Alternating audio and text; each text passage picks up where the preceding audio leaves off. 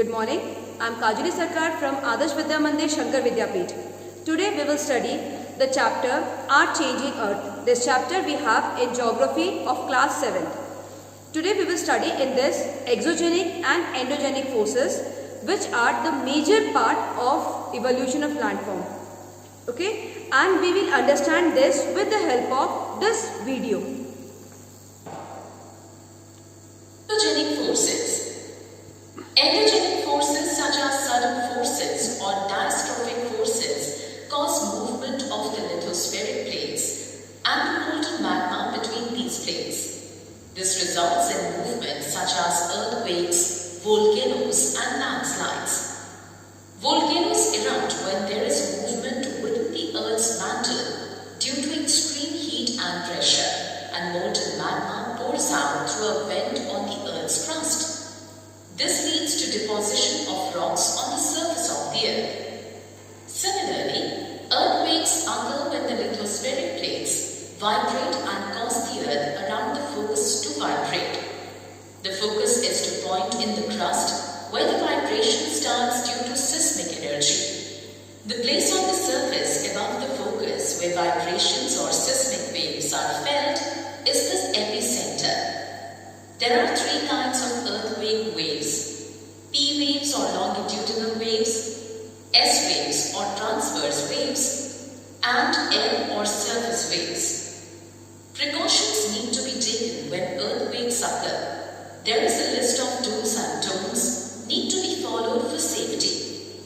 Run out of a building quickly or hide under a chair to save yourself from getting hurt. You can confirm an earthquake using a seismograph machine, and its magnitude can be measured using a Richter scale.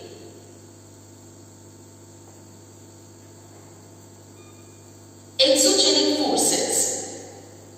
Our Earth is constantly changing, with its landscape too changing.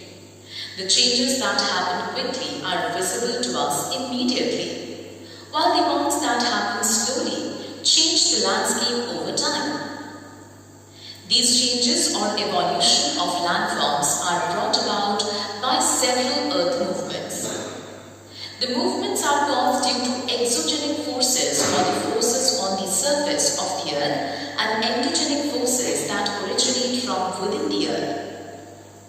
Exogenic forces cause changes due to flow of the sea, water and ice, also by flowing wind. Changes in landforms happens by the processes of weathering and erosion. These are accompanied by the process of deposition. Weathering is the breaking of rocks on the Earth's surface. Erosion is the wearing away of the landscape due to agents such as water, air, ice, etc. In both cases, water or wind carry away the broken or eroded particles and deposit them elsewhere, thus changing the landscape.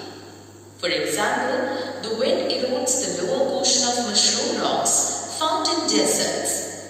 These are shaped like mushrooms and carries the sand and fine material from these rocks to faraway places.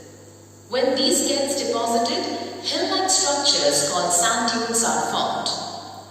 When the wind deposits the sand over large areas, large deposits called loess are formed.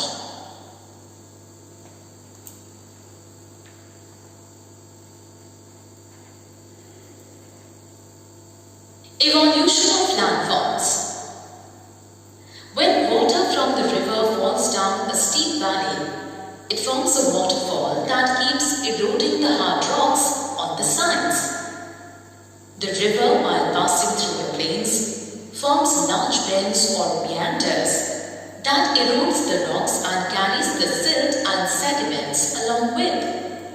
Sometimes a meander forms a loop that cuts off from the main river. This forms a lake called Oxbow Lake. Continuing its main path, the river gets heavy and starts depositing sediments on the floodplains. The raised bank are called levees. Before reaching the sea, it gets divided into smaller distributaries, each having its own mouth and carrying its own sediment.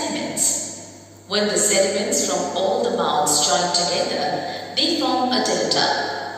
The delta is very rich in minerals and fertile. Thus, the flowing river keeps changing the landscape in the neighborhood wherever it passes. Coastal landforms such as sea caves, sea arches and stacks are formed when the sea waves continuously erode rocks and deposit silt on the coasts.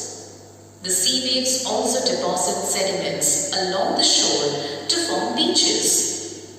Glaciers or huge boulders and rivers of ice crack the sides of the mountains it passes through. The rocks, big and small, sand and silt carried by the glacier are deposited in form of glacier moraines.